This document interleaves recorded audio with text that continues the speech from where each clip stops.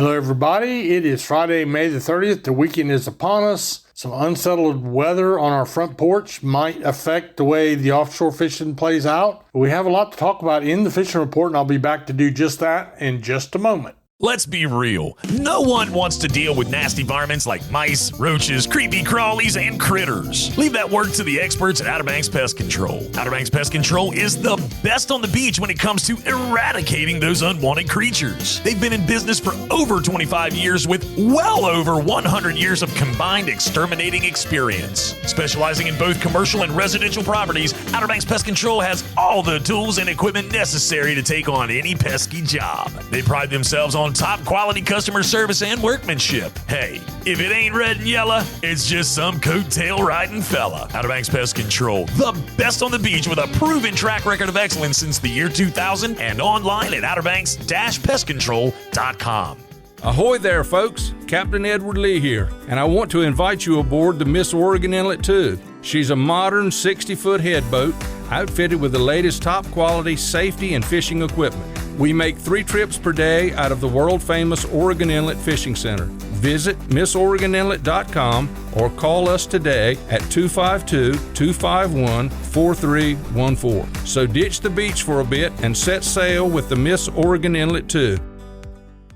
So as we make our big circle around the Outer Banks, we'll start in Hatteras with the offshore fleet down there. I do know that my longtime sponsor, Jesse, on the Carolina Girl, has been doing really well, working hard for it, but catching dolphin or mahi, and I explain it every time because I can. But these are the fish dolphin. Don't worry, she's not bothering Flipper. But a nice catch of big bailers, small gaffers. They've been catching the whole entire fleet. Down at Teach's Lair Marina and Odin's, Hatteras Harbor, the Marlin Club, all that crew down there. They're catching blackfin tuna as well. It was a little better earlier in the week. They got a little scrappy yesterday. But now we got this weather sitting on our front porch, and I will not predict what it's going to mean for the weekend fishing, but it's not looking too good for Saturday. Inshore fishing, they've been catching some slot-sized drum on the wrecks. They've been doing really well on sheephead, around buoys, and also on the inshore wrecks. This is ocean fishing inshore. King mackerel, Spanish mackerel, bluefish,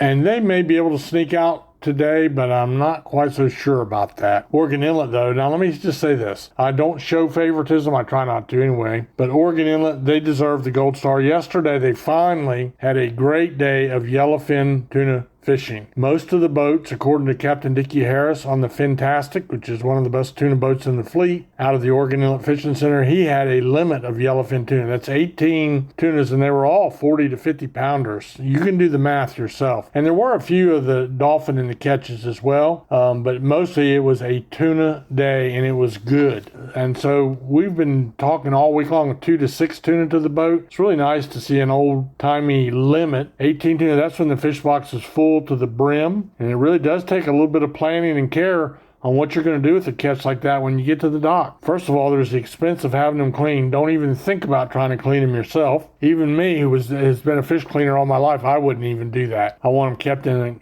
air conditioning in a cool place and kept in a cooler until I get my hands on them. A walk-in place like all of our major marinas have their own fish cleaning services. So we had that. There's still a few cobia being caught by the inshore boat. There's some false albacores, some bonita mackerels, Spanish mackerel, bluefish, and a little bit of bottom fishing that's kind of sea bass near the beach and tilefish further offshore. So we'll jump over to pier and surf fishing like we always do. Water temperatures all over the place. I saw 64 degrees at Rodanthe Pier, 64 degrees at Jeanette's Pier, and 72 degrees at Avalon Pier. I do appreciate Tony Lombardi helping keep me informed with stuff. He has his website, which is walkingangler.com. Good spot to go to figure out what's happening on the surf and piers and even around the shorelines for the wading type fishermen. Also, Jeanette's Pier had bluefish. They had a good variety. They had bluefish, Spanish mackerel, and they had some pinfish and pigfish on sabiki rigs, and they were catching sheephead and triggerfish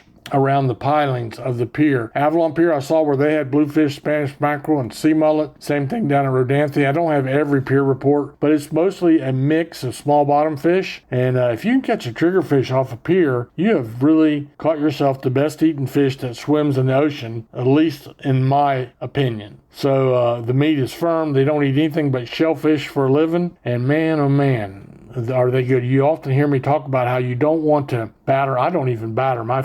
I skin them first, then fillet them. Then cut the meat into maybe inch-sized cubes or squares. Get a good hot skillet with some garlic butter, just real butter, a little bit of fresh garlic, a little salt and pepper, and just throw those chunks in there and saute them back and forth. And tell me where there's a better eating fish. So the breading just... on a fish of that caliber, firm, white, delicate meat, you ain't gonna beat it, and it's a shame to drown it in batter. So do that. Saute them in garlic butter. You can do that with really most any fish. It's the way I prefer to do it if I'm going to do it on the stovetop. In the surf, the same exact catches. Blues and sea mullets. I know there was a good bite at Ramp 38 down on Hatteras.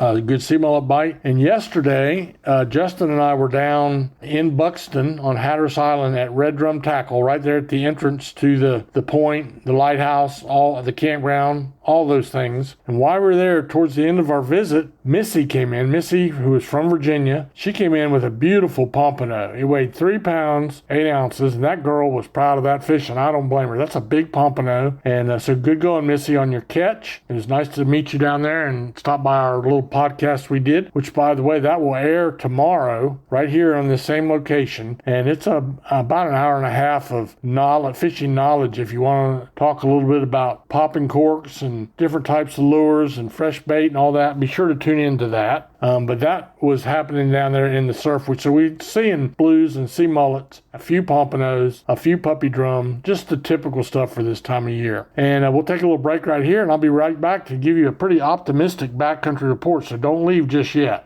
Hi, I'm Captain Jay Cudworth of the Kokomo with Paradise Dolphin Cruises at Safe Harbor Marina in Wanchese. I want to invite you to take a ride out on the Roanoke Sound to see the majestic bottlenose dolphins up close. As a native, I'll be telling you stories from these waters as a boy growing up in Wanchese. Nature and history have combined to make this area unique, and I love sharing this special place with special people. So come on aboard with me and my crew and experience the real beauty of the Outer Banks. For more information, go online to ParadiseDolphinCruises.com. Again, this is Captain Jay. I look forward to seeing you soon.